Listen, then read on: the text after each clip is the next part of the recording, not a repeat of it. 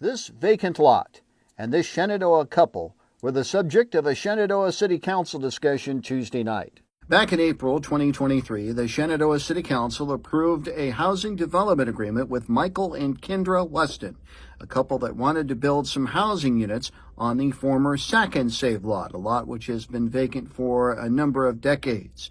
But that agreement expires April 11th.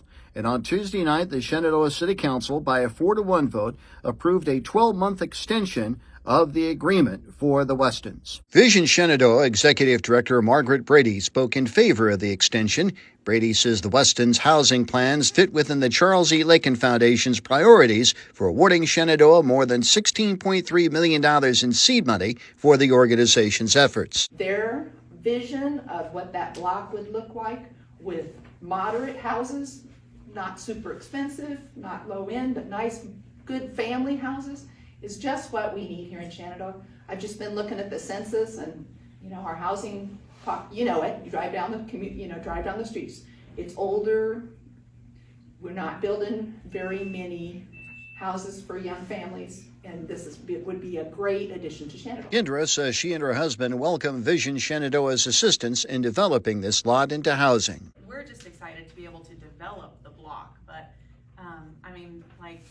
if you look at, say, the apartments that were built out on 59, that was a 4-year project it took to get everything to line up. This is our whole group right here.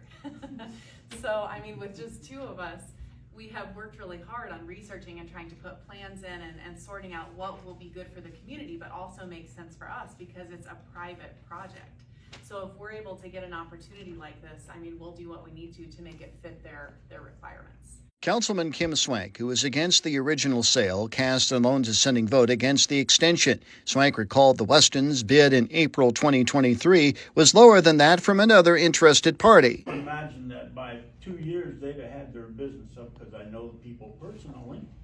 So I just can't see giving them any more time because it's just been too long. Originally, the Westons requested a 15-month extension, but Councilman Richard Jones motioned for a shorter extension.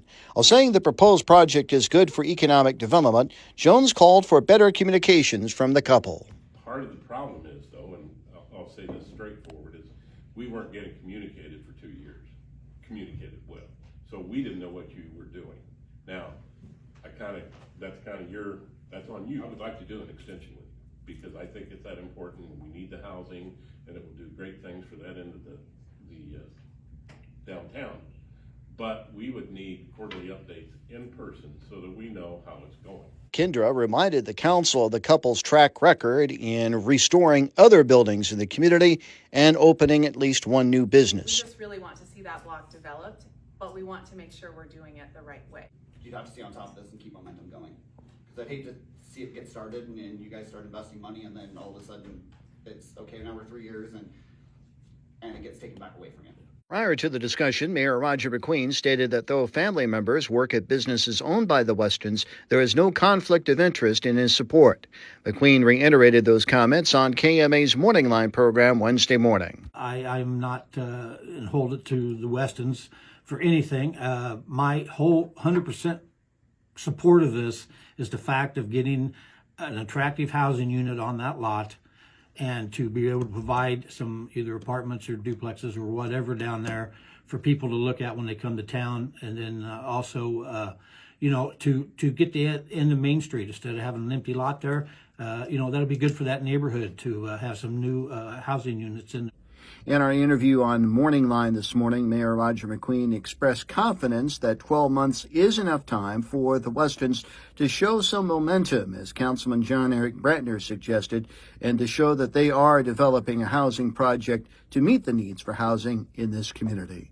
For KMA News, I'm Mike Peterson.